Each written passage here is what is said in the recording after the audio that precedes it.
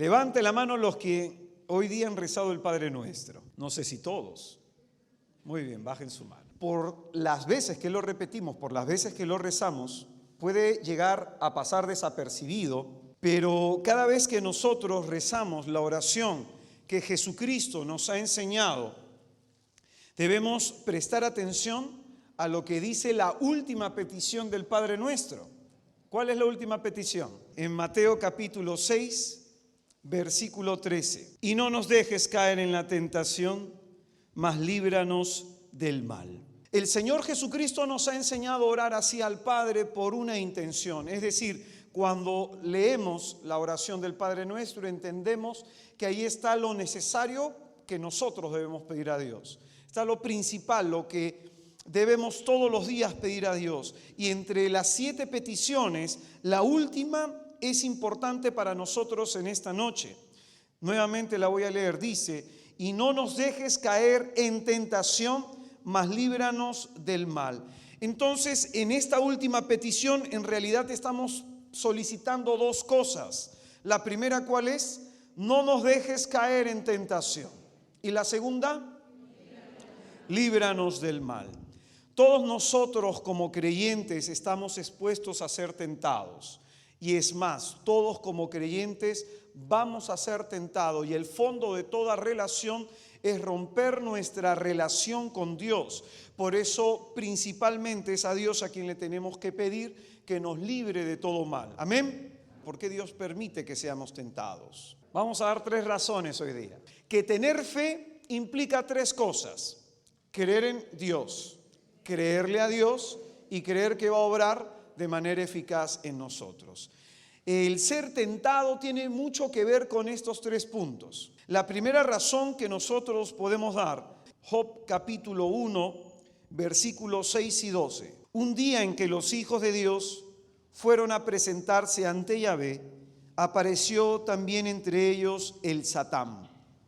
Dijo entonces Yahvé al Satán: ¿de dónde vienes? El Satán respondió: de dar vueltas por la tierra y pasearme por ella.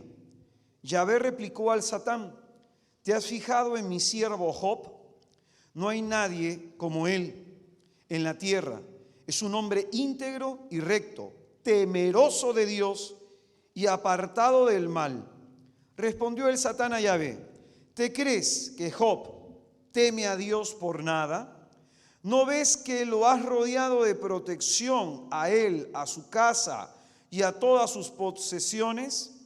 Has bendecido sus actividades y sus rebaños se extienden por el país. Pero trata de ponerle la mano en sus posesiones y te apuesto a que te maldice a la cara. Contestó Yahvé al Satán: de acuerdo, métete con sus posesiones, pero no le pongas la mano encima. Y el Satán salió de la presencia de Yahvé. El por qué el Señor permite la tentación lo encontramos en el versículo 11, que dice: pero trata de poner las manos en sus posesiones y te apuesto a que te maldice a la cara. Hermano, ¿tú por qué buscas a Dios? ¿Por lo que Dios te da o porque crees en Él? Job está rodeado de bendición, ¿cierto? La presencia de Dios mora en él, en su vida, en su familia, en la gente que le rodea. Y el Señor nos muestra la primera cuestión de la tentación, que a veces se nos quitan ciertas cosas para ver en qué está puesto nuestro corazón. ¿Qué va a pasar cuando tu matrimonio se quiebre? ¿Qué va a pasar cuando algo le pase a tu hijo? Entonces, para que el Señor pueda ver si es que Job estaba apartado del mal, si es que Job era una persona íntegra, ¿qué tenía que suceder? Y si tú lees la historia de Job, se le quitó todo, hasta la salud. Perdió familia, perdió posesiones. Y aquí viene la cuestión: ¿quién se lo dio?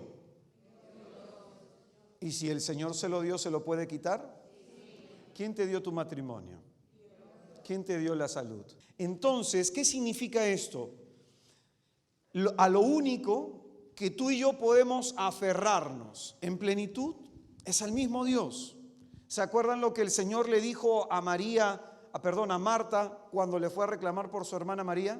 Tu hermana eligió lo único que no le va a ser quitado. Te puede quitar la salud, El enemigo se puede meter con tu salud, se puede meter con tus posesiones económicas, se puede meter con tu familia.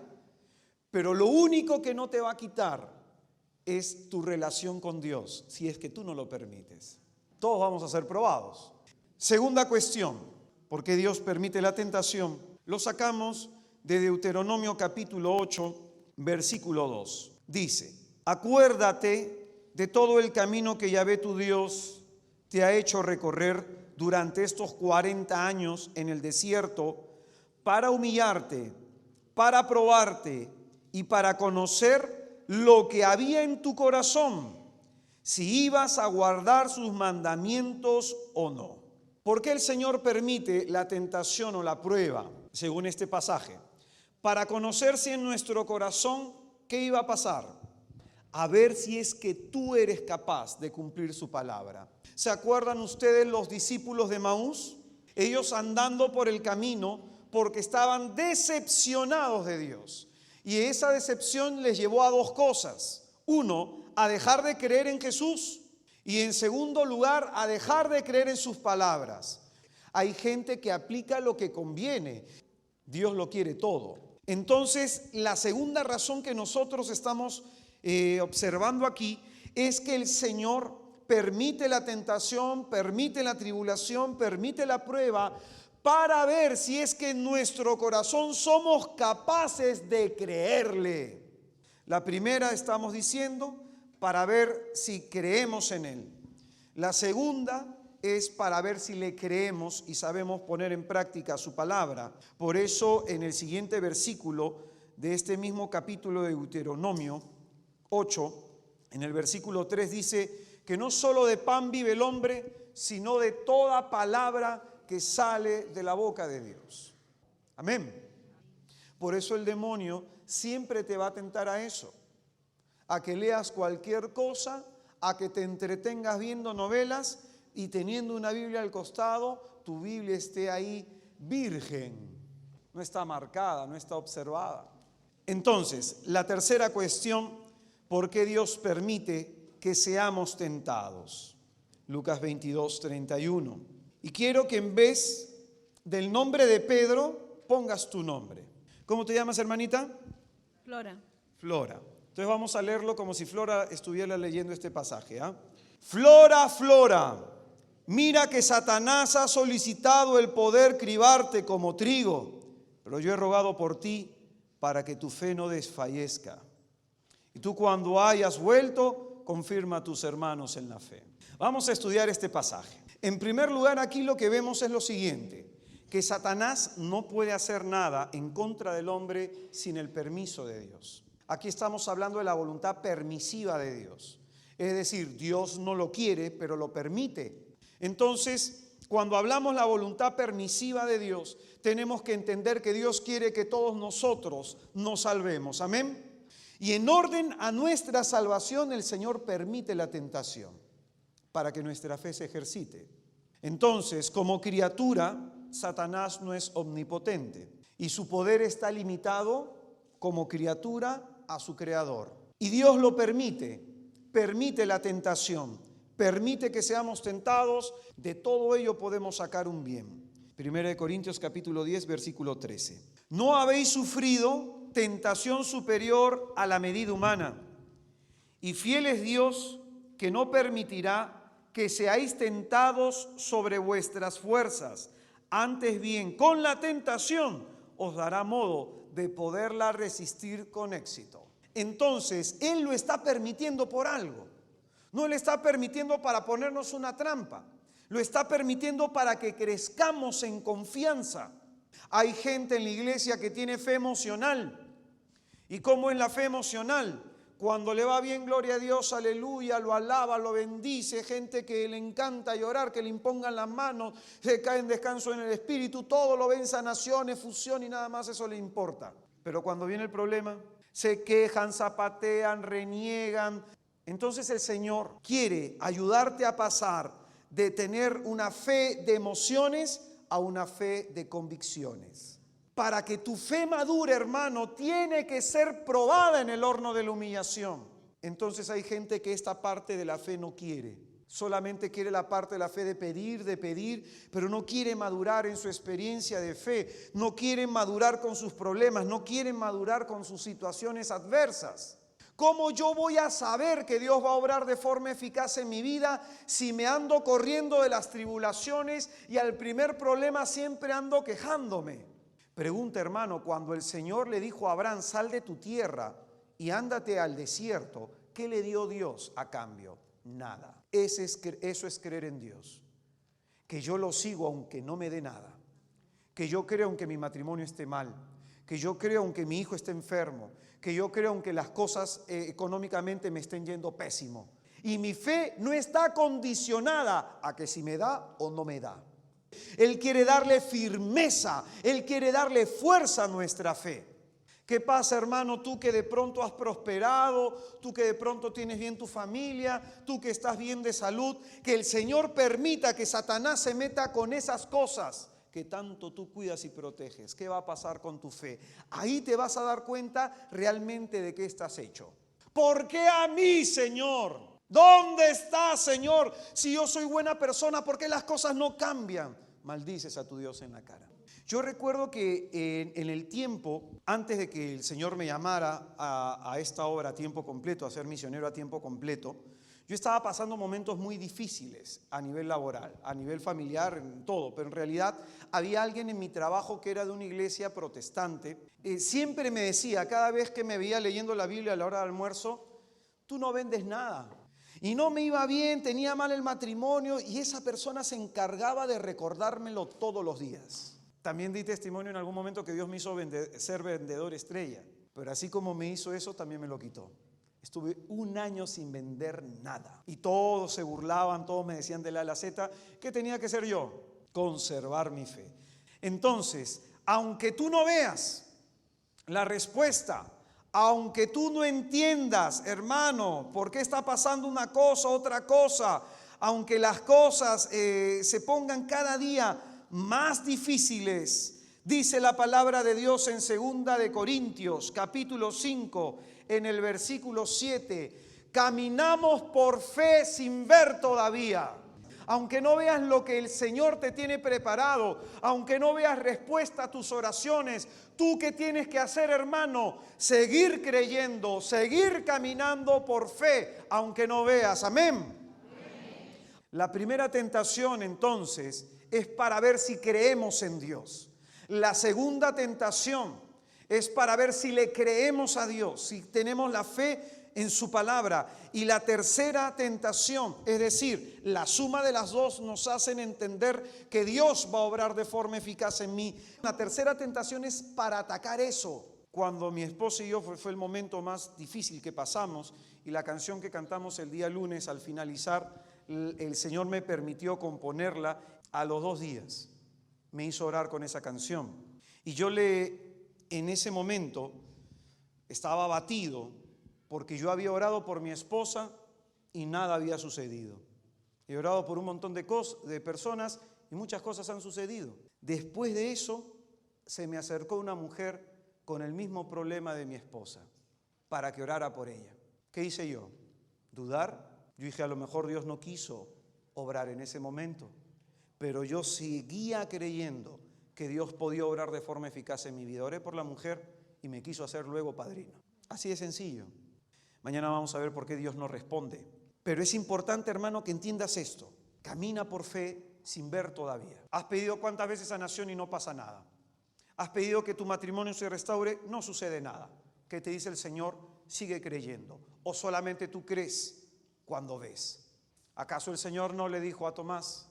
Bienaventurados aquellos que crean sin ver. Esa es la fe que el Señor quiere para nosotros. Necesitábamos ser atacados en estas 3 tipos de situaciones para que nuestra fe esté consolidada. En la primera carta de Pedro, en el capítulo 5, en el versículo 8, dice: sed sobrios y velad, vuestro adversario el diablo ronda como león rugiente buscando a quien devorar. Resistidle firmes en la fe, sabiendo que vuestros hermanos que están en el mundo soportan los mismos sufrimientos. El Dios de toda gracia, el que os ha llamado a su eterna gloria en Cristo, después de breves sufrimientos, os restablecerá, afianzará, robustecerá y os consolidará. Este es el testimonio de Pedro. Esto es lo que Pedro aprendió después de haber negado 3 veces a Jesucristo. Porque lo que el diablo quiere, hermano, es que tú no continúes siguiendo al Señor. Porque Pedro desde Getsemaní venía acompañando al Señor, lo venía siguiendo hasta que lo negó, se quedó ahí, no pudo ir más allá. Y el diablo lo que quiere de muchos de nosotros es que no vayamos más allá. Porque como decíamos el primer día, los proyectos de Dios no se pueden cumplir en el corazón de un hombre o de una mujer cobarde.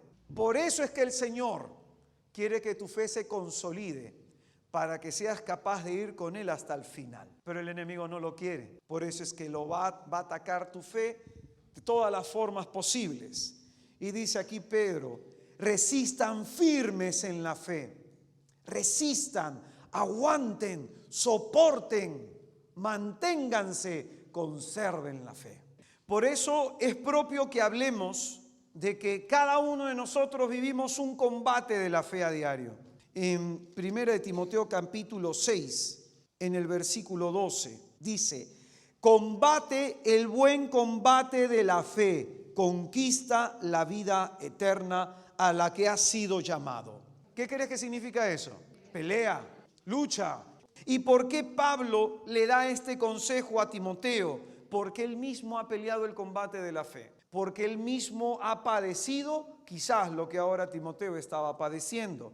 Y esto lo encontramos en 2 Timoteo capítulo 4 versículo 7. Dice, he competido en la noble competición, he llegado hasta la meta en la carrera, he conservado la fe. Qué bello poder decir esto al final de nuestras vidas. Después de todo lo que nos ha pasado, después de todas las tribulaciones vividas, poder decir, Señor, he conservado la fe. He seguido manteniéndome creyendo en ti. Hermano, cuando uno de los momentos difíciles que atravesé mi vida fue cuando hubo el conflicto en mi hogar, cuando recién yo me mudé con mi esposa. Fue uno de los momentos más difíciles en donde nos veíamos, mi esposo y yo, atacados por la familia. Y es que a veces, no sé si a ti te ha pasado, yo creo que sí, que el diablo puede utilizar a la gente más cercana a ti para herirte más. Llegaba al cuarto, mi esposa llegaba por lo general a las 10:30 de la noche de trabajar, yo llegaba como a las 9, doblaba mis rodillas, levantaba mis manos y me ponía a orar hasta la hora que llegaba mi esposa. Y alababa en voz alta, tú eres mi refugio, tú eres mi Dios, tú eres mi roca, yo te bendigo, Señor. Y las cosas iban de mal a peor. Y mientras más difíciles estaban las situaciones, más difíciles estaban las cosas, más alababa al Señor. ¿Qué pasa cuando tú eres atacado y no oras? Tu fe se viene abajo. Por eso el Señor dice en Mateo capítulo 26, en el versículo 41, oren para que no caigan en tentación. Y es por eso cuando nosotros oramos el Padre Nuestro, ¿qué pedimos? No nos dejes caer en tentación, líbranos del malo o del mal. Entonces, ¿estás peleando, hermano, el combate de la fe? ¿O dices en tu interior, esto no es para mí? Esto no me sirve. ¿Saben qué? No, yo creo en Dios a mi manera. El hermano es muy exagerado. Eso de ser radicales, no, yo tengo otro tipo de fe. Yo creo en Dios en mi manera. O el diablo encuentre en ti a alguien que es fácil vencer. ¿Eres un hueso duro de roer, hermano? Sí. Y si es más duro el problema, con ayuno hay que orar. Pero ¿qué debemos hacer? Conservar la fe. Cuando el Señor me quitó dones, me quitó carismas, me quitó todo, fueron 3 años de desierto, no me llamaba ni mi vieja para predicar. Nadie me llamaba, y no te miento, nadie me llamaba. Otras veces me llamaba alguna que otra persona, pero esta vez nadie. Y estuve así 3 años y medio. Y en verdad no tenía salud, mi matrimonio estaba deshecho, estaba separado, no tenía dones, no tenía carismas, no había habilidad para hablar de Él. Entonces por eso no predicaba. Lo único que tenía era la oportunidad de orar. Y aquí te explico, o sea, el Señor me acostumbró a un montón de sensaciones y ya no las tenía. En su bondad el Señor me llevó a un servicio, ¿no?, con un amigo. Y en ese servicio viene por primera vez nuevamente lo que es el don de visión. Y veo una serpiente inmensa que comienza a moverse entre las sillas del lugar donde se iba a predicar. Entonces dije, uy, vino algo. Dije, alabados a Jesucristo, aunque vea el demonio, pero gloria a Dios. Algo vino. Pero extrañaba pues la cercanía del Señor. Y yo no sé por qué vino eso primero. Pero el Señor quería que viera algo que a nivel de la carne no estaba viendo. Y a la hora que me levanto a orar, veo en el frente de mi casa hay un muro y veo a buitres, pero que eran demonios, parados así. Una fila inmensa, como personas que estaban así agachadas, de negro. Y se me pararon todos los pelos en punta. Y no me moví de ahí, porque sentía que me quería meter miedo. Y en ese momento yo oraba y le decía, Señor, pase lo que pase hasta el final contigo, que también fue una oración, una ejaculatoria que Él me regaló. Pase lo que pase hasta el final contigo.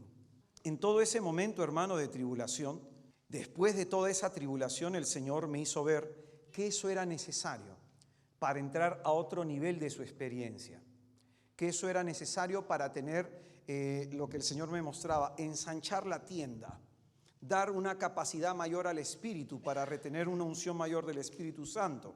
A veces lo explico con este depósito. Acá entran 625 mililitros de agua. Si yo quiero meterle 1 litro, no puedo. Entonces, ¿qué tendría que hacer? Tratar de ensanchar el recipiente para que quepa mayor cantidad de agua. Lo mismo espiritualmente.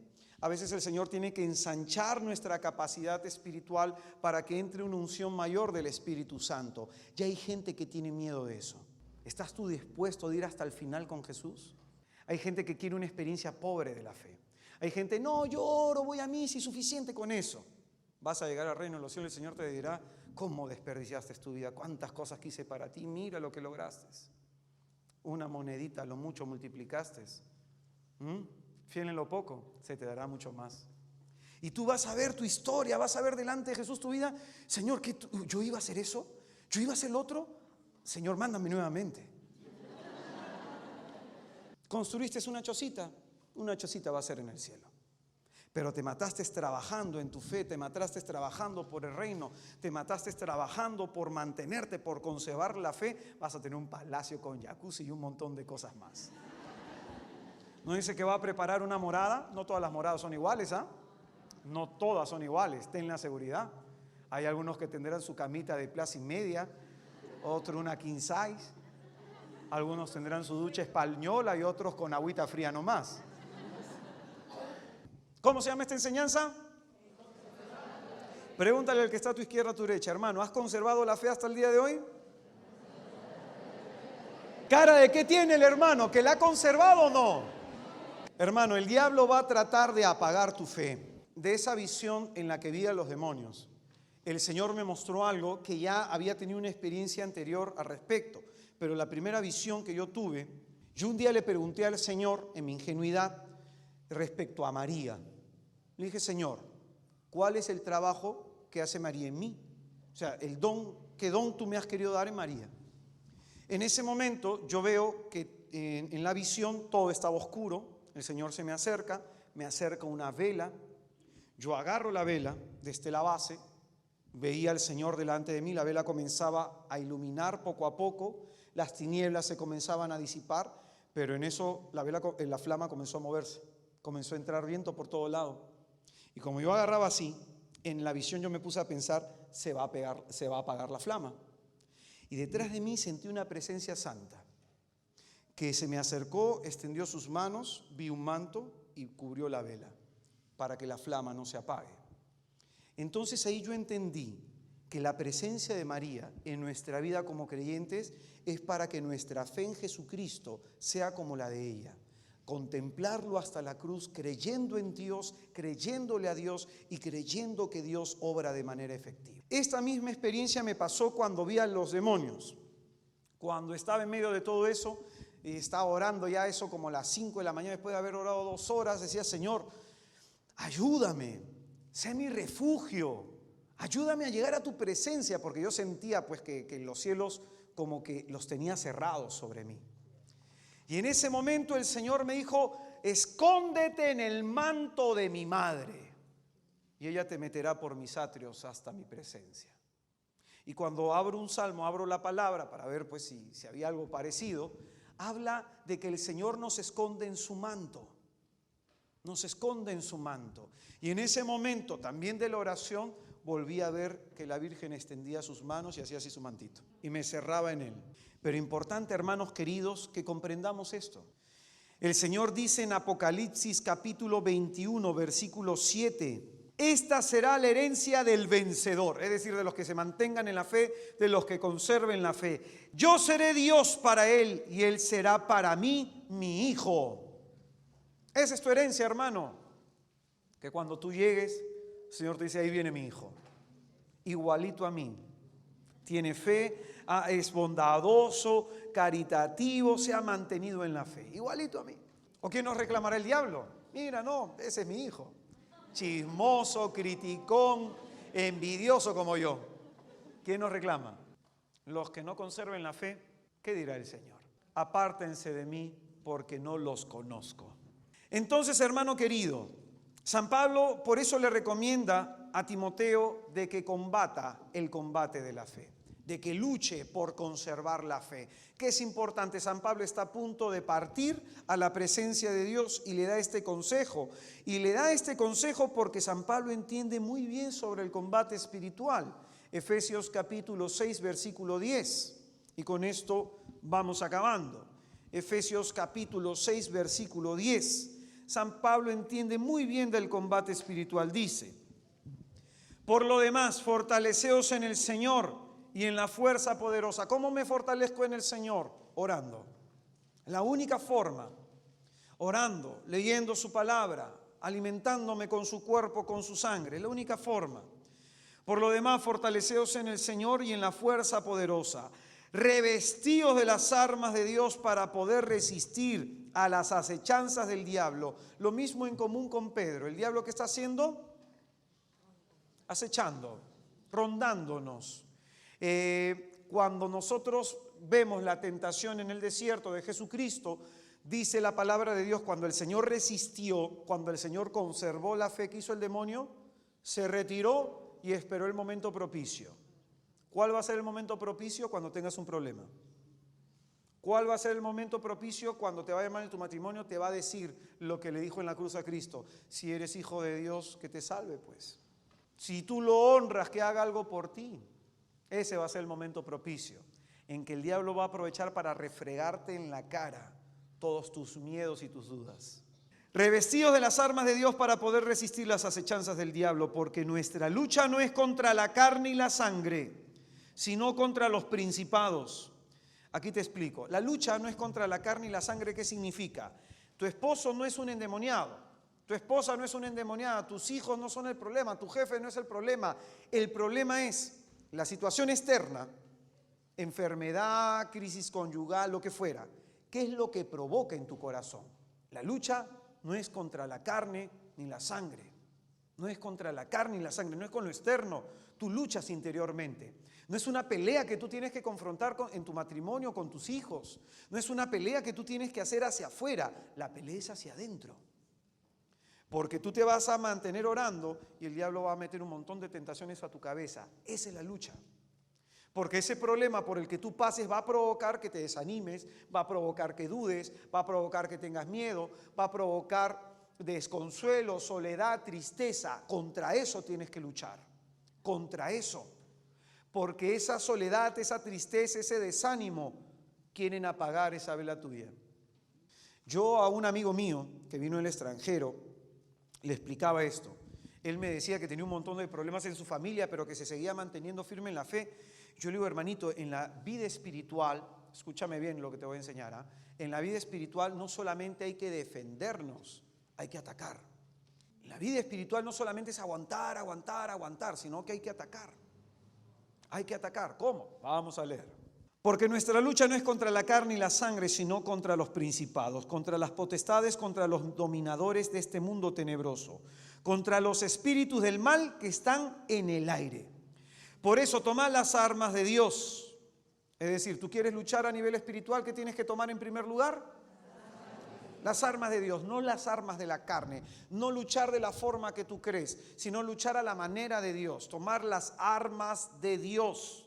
Y dice, poneos en pie, ceñida vuestra cintura con la verdad y revestidos de la justicia como coraza. ¿Cuál es la primera arma que se nos da? La verdad. ¿La verdad qué te hace?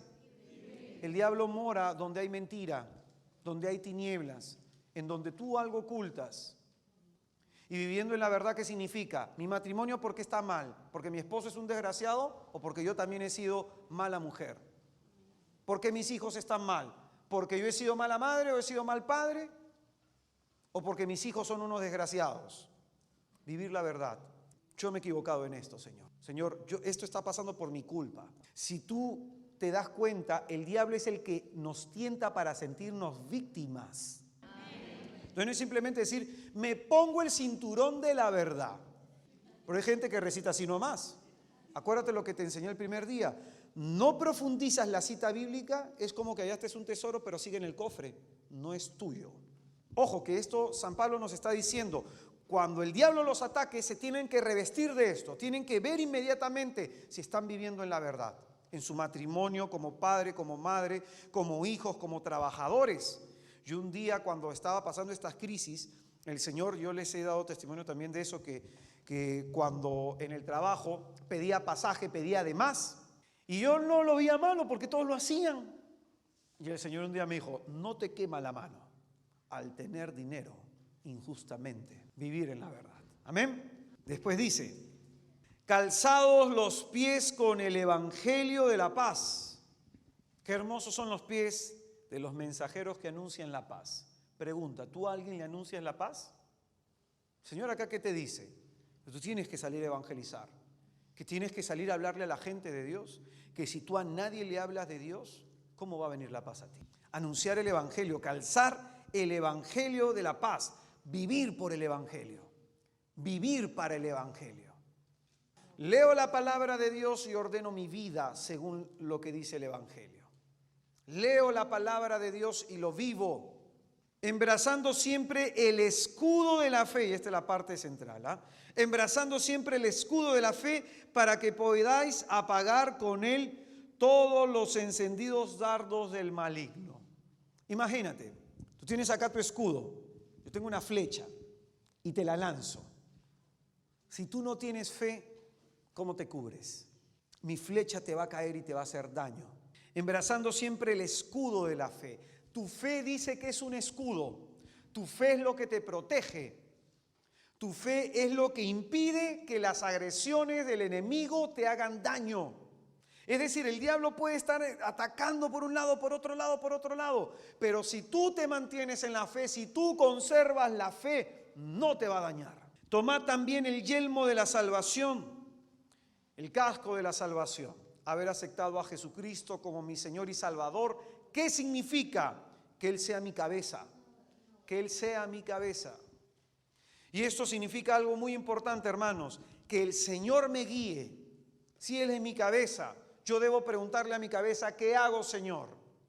Estoy pasando por esto. Si Él es mi Señor, todo tiene que estar sometido a sus pies. Tomad también el yelmo de la salvación.